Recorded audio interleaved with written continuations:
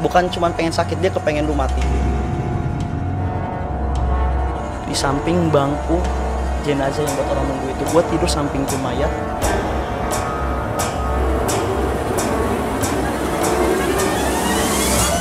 Assalamualaikum warahmatullahi wabarakatuh. Selamat malam teman-teman. Balik lagi di Lentera Malam bareng gua Jamal. Dan sekarang kita lagi ada di segmen Saksi Misteri.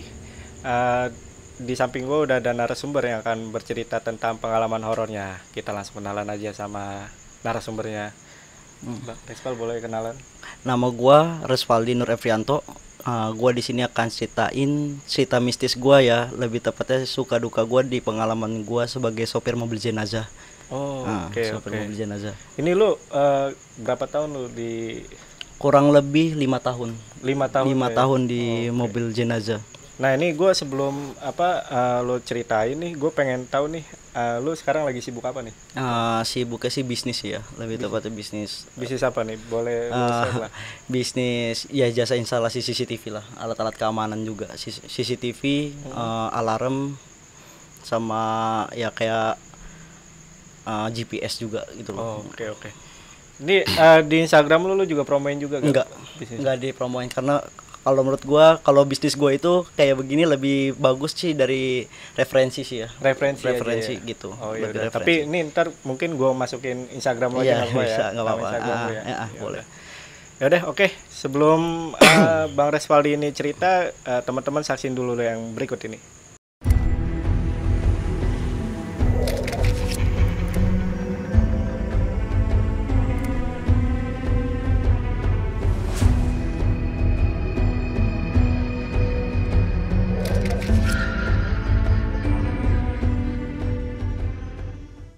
Jadi ini cerita di tahun 2013, RW gua itu kedapatan bantuan mobil jenazah dari salah satu pabrik industri di lingkungan,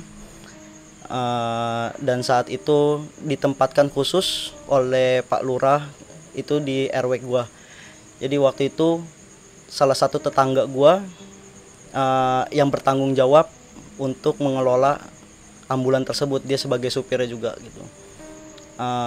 Dia sekitar kurang lebih 1 tahun setelah ambulan itu ada, gua diberi kesempatan untuk menjadi supirnya juga, tapi dalam jarak-jarak dekat aja gitu, untuk jarak-jarak dekat aja, nggak sampai luar kota. Gua di situ jadi supir ambulan itu, merasa setelah 3 bulan itu supir sebelumnya merasa kayak disaingin sama gua, karena ambulan itu kan lebih banyak itu kan ya jarak-jarak dekat aja gitu kan. Kalau untuk keluar kota itu jarang, karena lingkungan juga kan pasti kalau dikubur nggak jauh-jauh juga gitu kan, masih sekitaran dekat rumah. Jadi dia merasa tersaingin, dan saat itu masih belum terlalu menunjukkan kalau dia itu merasa nggak suka sama gua gitu, nggak suka. Cuman gua udah ngerasa saat itu. Pada suatu ketika itu pas, kalau nggak salah ya, gua jadi supir mobil jenazah itu pas di bulan keempat. Si supir yang pertama ini dikasih tanggung jawab untuk servis itu mobil gitu loh, untuk kasih servis mobil ambulan itu, servis rutin. Setelah 2 hari di servis rutin itu belum ada yang make, dan kebetulan waktu itu ada yang meninggal. Ambulan gua mau dipakai untuk jarak dekat, dan kebetulan itu supirnya gua. Pas gua mau bawa ada kendalanya itu pertama klakson nggak bunyi. Ketika klakson itu nggak bunyi, gua sempat bongkar sendiri gitu loh. Tapi disaksiin oleh dulu ada namanya di bawahnya Pak RW itu, namanya seksi rukun kematian, dia ketuanya, dia saksiin gua ngebongkar. Ternyata ada kendala, kabel klakson itu putus. Setelah gua sambung, di situ gua sadar kalau misalkan bautnya di setir itu nggak dipasang, sengaja dilepas. Berawal dari situ, si supir yang pertama ini udah nggak dipercaya lagi untuk membawa mobil jenazah itu. Bahasa kasarnya dikeluarin lah gitu kan. Tambahlah jadi dendam pribadi sama gua. nggak cuman secara nyata atau ya secara percobaan juga, dia pernah beberapa kali kayak mau ngelakuin kontak fisik ke gua, kayak mau ngebunuh gua atau mau mukul gua. Itu terjadi beberapa kali gitu loh. Dia nggak suka sama gua karena dia juga dikeluarin dari sopir mobil jenazah. Nggak sampai di situ, dia itu pernah ngikutin gua masih ke daerah Jakarta Pusat. Gua waktu itu makamin jenazah, dia pernah ngebuntutin gua, dan itu gue sadar banget gue dibuntutin sama dia. Pas pulangnya itu posisi gue pulang sendiri, dia itu jegat gua gitu kan, terus dia mengancam gitu loh, ngancam gua, tapi gue cuekin karena gue kunci pintunya, terus gue tutup rapat jendela, itu gue cuekin. Dia ngancam gue sampai gedor-gedor kaca jendela, dan gue bodo amat dia mau ngomong apa aja gitu. Nggak sampai di situ, ternyata pas gue sampai di rumah, itu dia sempet mau nimpah gua pakai mesin. Dia lagi bongkar motor posisinya gitu kan, posisinya dia bongkar motor, dia sempet mau nimpah gua pakai salah satu mesin di Vespa, motor Vespa itu ke kepala gua. Tapi gua bener-bener nggak gentar sama dia, nggak gua mundur sedikit pun gua nggak, karena gua yakin dia nggak bakal berani gitu dengan basic keluarga gua gitu kan gitu. Tapi gue lama nggak sama dia, udah nggak pernah ketemu, sampai akhirnya gue terjadilah satu kejadian. Waktu itu gue lagi ikut ngejar maling, yang katanya malingnya itu lari ke atas genteng. Menurut warga situ, gue ikut sampai lari ke atas genteng, dan apesnya ya gue jatuh dari atas genteng itu dalam posisi duduk, dan itu gue sempet namanya ngalamin buta selama 10 menit, nggak bisa ngeliat. Makanya gue kalau inget itu sih nyesek, karena gue nggak bisa napas sama sekali itu, karena jatuhnya duduk, bener-bener duduk. Gue nggak bisa ngeliat selama 10 menit, dan gue nggak diangkat dari lokasi gue jatuh sampai setengah jam, karena posisi gue saking sakitnya gitu, gue nggak berani diangkat, nggak mau diangkat. Setelah gue lewatin setengah jam itu, gue langsung dibawa ke rumah sakit malamnya, dan itu langsung di ronsen. Pas paginya gue didatengin dokter tulang ya, ortopedi, spesialis ortopedi. Dia bawa hasil ronsenan gue, dan dia bilang kalau gue harus dioperasi karena 4 tulang belakang gue itu geser ke kanan, termasuk tulang rusuk juga. Dan saat itu gue nggak mau dioperasi, karena dalam hati gue nggak mau dioperasi gitu. Tapi dia bukan ngancem sih, maksudnya ngasih peringatan ke gue, kalau selama 3 bulan nggak dioperasi, maksimal 3 bulan gue bakal lumpuh total. Nah itu gue lebih takut lagi sih sebenarnya, karena umur gue masih muda, terus gue harus kalau lumpuh ya mendingan gue mati aja lah daripada masih muda, kalau ya ataupun semua dilayanin gitu kan. Nah yang gue kaget, si dokter nyuruh nyokap gue keluar. Nah, dan dia ngomong 4 mata ke gue. Dia ngomong, "Mas, saya mau nanya, Mas pernah masang ilmu gak?" Di situ gue masih nggak tahu, masih mikir apa ilmu apa dok gitu kan, maksudnya apa, ilmu apa? Enggak, Mas pernah gak gitu kayak masang ilmu kebal ataupun apa? Enggak, saya nggak percaya gitu-gituan. Emang kenapa gitu kan? Ini di panggul sebelah kanan itu ada sepanjang 7 cm gitu, itu ada di panggul sebelah kanan. Dan itu gue sempat kaget, dan gue masih mikir yang dendam sama gue inilah ya kan, yang supir ambulans sebelumnya. Karena gue mundur ke belakang, selama gue masih kenal baik sama dia selalu ngajak gue ke suatu daerah yang dimana itu pusat perdukunan gitu kan. Dia selalu nawarin gue, ayo ikut ke sana gitu, lu mau nyari apa aja di sana bisa gitu loh, lu mau nyari ilmu kebal, lu mau gampang dapat perempuan itu di sana bisa gitu loh. Nah gue kepikiran dia saat itu, karena yang saat itu dendam sama gue, yang punya masalah sama gue cuman dia gitu loh. Dan saat itu juga gue minta dipulangin dari rumah sakit. Mama gue suruh urus, gue buat pulang ke rumah sakit. Dan setelah 1 bulan itu alhamdulillah gue sih nggak pernah, namanya selama dari jatuh itu gue nggak diurut, operasi pun enggak, karena Gue mandi air hangat aja terus gitu loh, dan alhamdulillah sampai sekarang sih nggak ada apa-apa ya. Cuman 1 bulan setelah kejadian itu gue sempat nggak bisa bangun sama sekali, nggak bisa bangun sama sekali. Sempat gue nggak bisa bangun, pokoknya badan gue itu dingin, dan gue nggak bisa ngomong apa-apa selain menggigil. Walaupun itu gue udah keluar dari kamar gue yang AC itu, gue udah nggak tidur di situ, tapi gue kedinginan, benar-benar kedinginan. Sampai akhirnya gue nggak bisa ngomong. Nah, tante gue punya temen yang bisa lah, bahasa kasar orang pintar gitu. Gue cuman kenal muka doang sama dia, nggak sempet kenalan ataupun kayak ngobrol, itu gue nggak pernah. Cuman dia ngubungin anaknya tante gue, suruh bawa gue ke dia gitu loh. Entahlah dia tahu dari mana, gue nggak tahu. Akhirnya besoknya gue paksain jam 6 pagi, gue suruh datang ke sana. Udah nyampe di sana ke rumahnya dia. Pas gue nyampe di sana itu dia ngomong ke gue kalau sakitnya gue ini non medis gitu. Maksudnya non medis gimana, karena gue masih nggak ngerti saat itu. Iya, ada yang mau ngirim, ini ada yang ngirim lu sakit, supaya bukan cuma pengen sakit, dia kepengen lu mati. Dia dendam sama lu, katanya ngomong gitu. Dia dendam sama lu. Dia sempat nyebutin ciri-ciri fisik orang itu, dan gue percaya gitu loh. Gue percaya karena dia ketika dia nyebutin ciri-ciri fisik orangnya yang sedang lagi bermasalah sama gue, dan gue langsung saat itu gue bilang, kok setega ini dia gitu ngebuat gue kayak begini.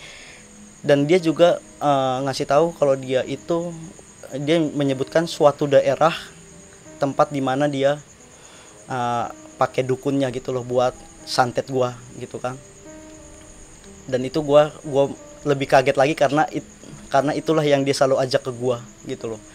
Tempat itu yang selalu diajak ke gua buat ngajarin gua mau masang ilmu kebal gak ataupun apa gitu loh. Dia bilang saat itu gua disuruh beli ayam. Apa tuh ayam apa pokoknya yang warnanya hitam semua itu, darahnya cemani ya, ayam cemani yang serba hitam. Gua waktu itu yang beli saudara gua, ayamnya kecil segini. Saat ayam itu datang, ayam itu gua nggak tahu mau diapain. Yang jelas gua waktu itu dibawa dulu ke musola sama dia, dan gua di situ diruqyah sama dia, diruqyah. Saat itu gue muntah gitu. Muntah pertama itu cuma muntah angin, sampai 4 kali gue muntah angin, dan sampai yang terakhir itu gue muntah bener-bener air. Padahal gue belum minum saat itu gitu loh. Muntah air putih. Udah, ini udah keluar. Yang ada di badan dia bilang katanya ini udah keluar. Gue suruh pas itu balik lagi ke rumahnya dia, balik lagi ke si ayam itu. Ayam itu dipotong di depan gue. Dia potong ayam itu, gue pernah ngeliat gak namanya ayam dipotong itu kayak gimana? Pasti kan dia kelepek-kelepek dulu ya. Ini enggak. Ayam itu dia nyuruh gue saksiin bener-bener. Lihat ayam ini dipotong, katanya gitu. Ayam ini nandain posisi santet yang ada di kamu, di badan kamu gitu. Dia potong itu ayam itu mati seketika tanpa napas terakhir itu ataupun kelepek-kelepek itu nggak ada sama sekali. Gue bener-bener nggak, gue ngeliat darah itu dikumpulin terus dibuang ke kali, termasuk sama ayam-ayamnya gitu loh. Dan dia bilang ini udah bersih, badan kamu posisinya udah bersih. Dia bawain gue satu air mineral gitu yang dia udah bacain atau nggak tau lah. Dia bilang pulang ke rumah setengahnya buat mandi, buat kamu mandi, setengahnya lagi ini buat cuci mobil ambulan itu gitu loh. Karena permasalahannya di situ, letak permasalahannya gitu kan. Dan dia ngasih syaratnya, mandiinnya nyuci mobilnya ini tuh dari belakang ke depan, bukan dari depan ke belakang gitu. Nah, saat itu gue nyuci bareng teman-teman gue. Air itu gue campurin buat nyuci mobil ambulan itu. Gue nyuci, selesai gue nyuci, gue biasanya kalau sebelum ngelap mobil itu dalam keadaan kering, gue nyalain dulu mobilnya gitu kan. Nyalain terus gue keringin mobil itu. Itu teman-teman gue lagi pada main gaple waktu itu, ingat sekali gue. Ada 7 orang main gaple. Pas gue udah selesai nyuci itu mobil, udah ngelapin itu mobil ambulan, gue masuk ke dalam mobil itu mau mindahin mobilnya lagi gitu loh, buat gue parkirin. Gue baru masukin baru majuin, pas gue masukin mundurin, pas gue mau majuin lagi, gue udah masuk gigi satu itu buat majuin. Tiba-tiba gue dengar suara nangis. Di ambulan itu gue dengar suara nangis. Gua buka itu sekat yang buat ngelihat ke jenazah. Gua buka sekat itu, suaranya makin jelas, dan gue dalam hati tuh ngebatin ini bukan suara mesin mobil, karena mesin itu kan ada di belakang itu kan. Ini bukan suara mesin mobil, ini suara orang nangis gitu. Dan dengkul gue udah lemes gitu loh, dengkul gue udah lemes, terlanjur lemes, sampai tuh mobil kelepas koplingnya dan naik ke atas trotoar. Dan gue nggak berani sampai jam 8 pagi, dari jam 10 malam sampai jam 8 pagi nggak berani masuk itu mobil ambulan. Mobil itu dalam keadaan di atas trotoar. Temen gue pada nanya saat gue kabur keluar dari ambulan itu, temen gue ikut kabur juga karena pasti ada yang nggak beres gitu. Gue sebenarnya basicnya gue tuh penakut gitu loh, penakut dulu itu, penakut banget. Tapi semenjak gue jadi sopir jenazah ya teman-teman gue pada mikir kalau pemberani sekarang gitu ya kan. Nah gue balik lagi ke situ, gue kabur ke rumah, gue telepon lah itu yang nyembuhin gue itu. Gue telepon, gue manggil dia om, udah dicuci ini mobil gini. Gue ceritain ada yang nangis. Terus gimana? Coba kamu lihat itu mobil. Boro-boro gue bilang suruh ngeliat itu mobil. Gue aja udah ketakutan gitu loh. Enggak, harusnya kalau dia itu, kalau misalkan posisinya nggak kuat, dia bakal jadi batu. Gitu katanya. Dia bakal jadi batu katanya. Kalau dia nggak kuat, dia bakal jadi batu gitu. Dan jam 8 pagi itu, sekitar jam 8 pagi gue berani masuk ke mobil ambulan itu. Yang dia omongin orang itu yang nyembuhin gue itu bener. Gue nemu batunya.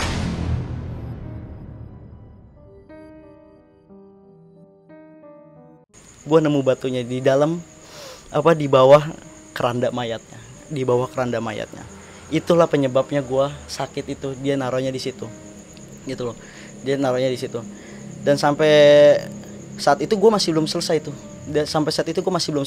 Gue masih sempat ngerasain sakit-sakitan sampai gue akhirnya dikasih saran sama salah satu orang yang gue kenal. Dia ustadz, kamu bisa nyambuin pakai cara kamu sendiri. Kamu tahajud gitu. Gue sakit-sakitan. Pokoknya dari semenjak itu hidup gue nggak pernah beres, keluar masuk rumah sakit lah gitu. Nggak keluar masuk rumah sakit dari 9 hari sampai 9 hari terus dirawat terus. Akhirnya gue coba untuk ikutin saran dari ustadz gue ini. Gue tahajud. Permintaannya gak usah muluk-muluk kata dia gitu kan.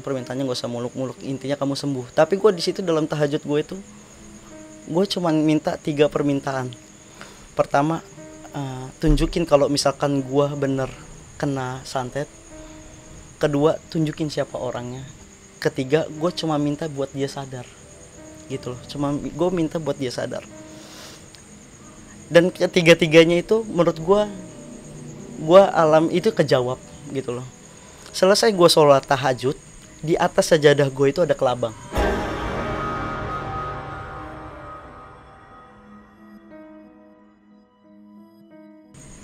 Ketika gua mau gulung sajadah itu di kamar, itu kelabang itu posisi hidup, warnanya hitam, full hitam. Biasanya kan kalau kelabang biasa kan tuh kepalanya orange ya ujungnya. Ini enggak, dia hitam. Full hitam. Nanti kelabangnya ada kok, gua fotoin nanti ya. Gua kirim fotonya. Jadi dia tuh kelabangnya hitam, dan dia dalam posisi hidup itu gua khususin tuh enggak mau pergi, dan gua baru inget apa ini ya gitu loh. Apa ini ya? Akhirnya gua kelabang itu gua pakai tatakan. Gue taruh di atas tatakan itu, dan itu kelabang tiba-tiba mati sendiri. Dan kelabang itu gue masukin ke dalam plastik. Sampai sekarang masih ada. Itu di sekitar tahun 2015. Dan itu permintaan pertama gue, ditunjukin santet itu ada apa enggak, dan gue minta dibersihin. Terus kedua, tunjukin siapa orangnya. Gue minta permintaan itu. Dan itu bener, gue saat tidurnya gue dimimpiin. Yang bermasalah sama gue itu, si mantan supir itu ngasih telur ke gue dalam mimpi gue itu. Yaitu kalau ngasih telur kan kayak ngasih penyakit kalau katanya orang yang percaya gitu. Dan ketiga, gue minta ya dikasih buat dia sadar kalau yang dia lakukan itu kayaknya kejam lah menurut gue gitu kan.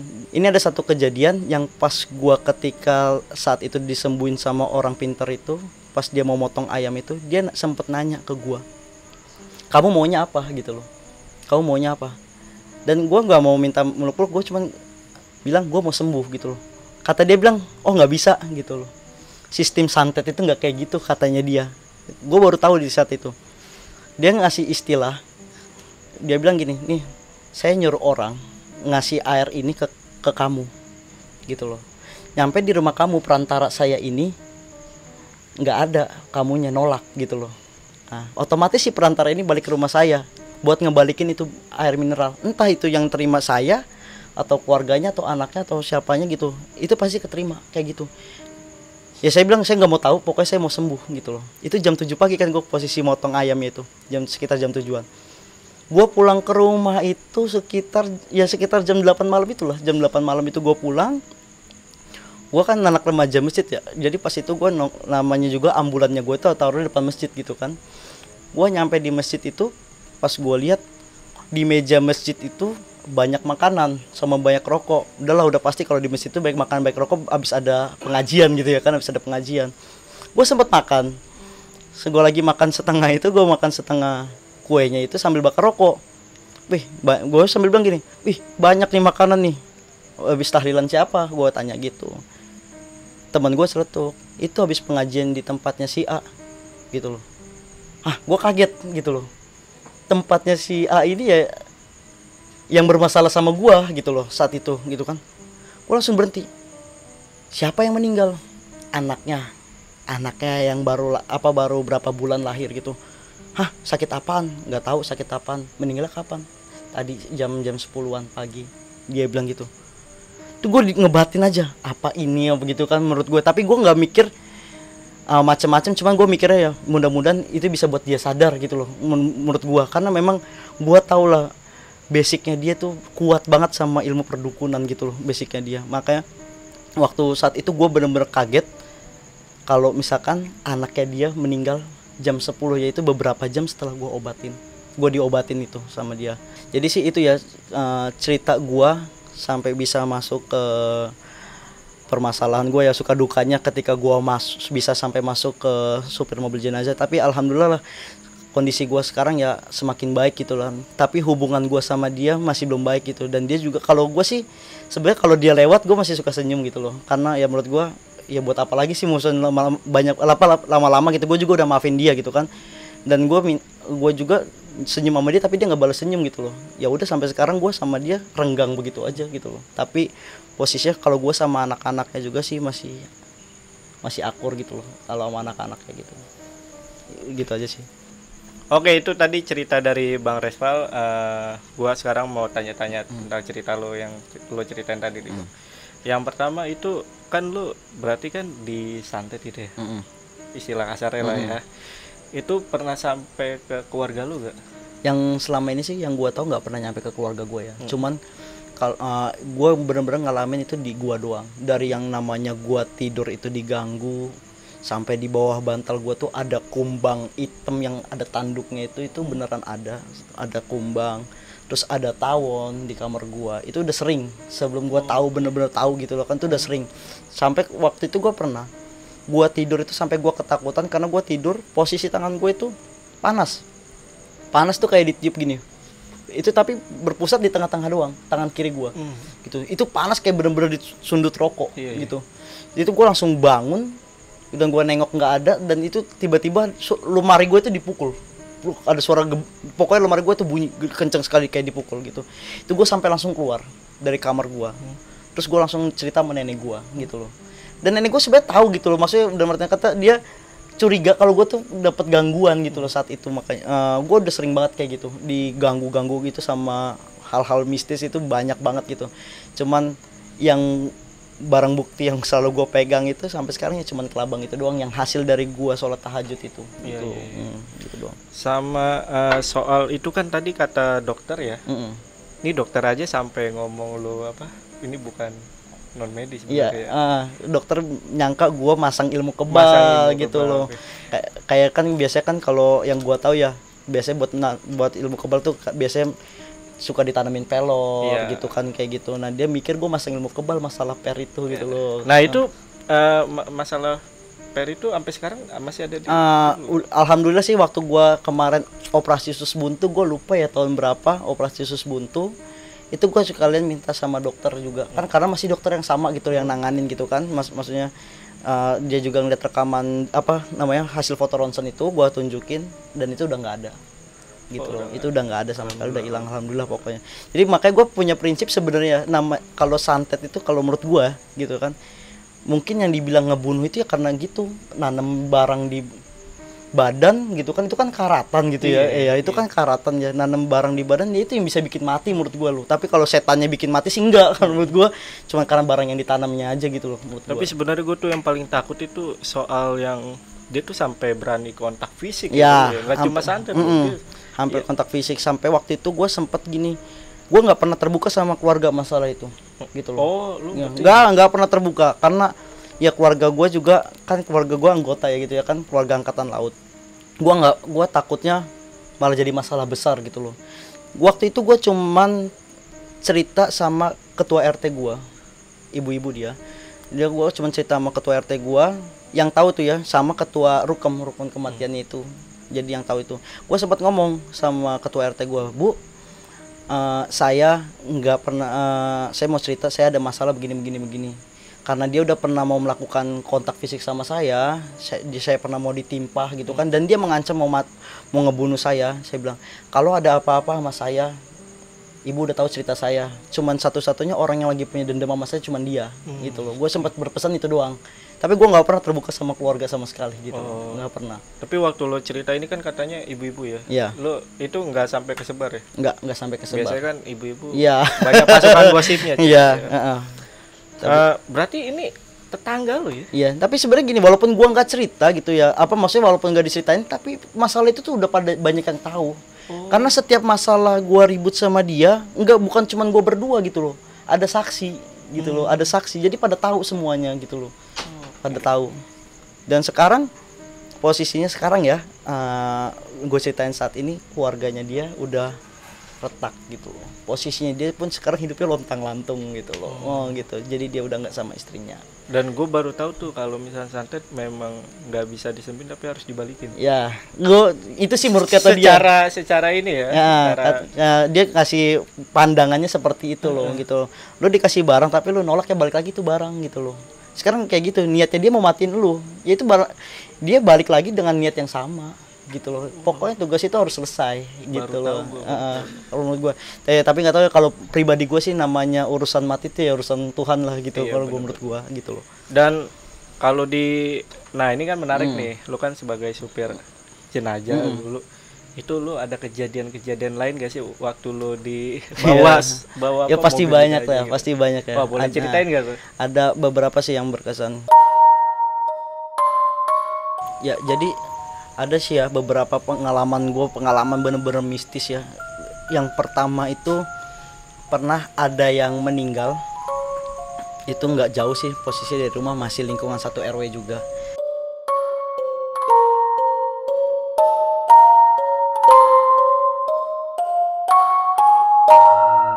Di samping bangku jenazah yang buat orang nunggu itu, gue tidur samping tuh mayat.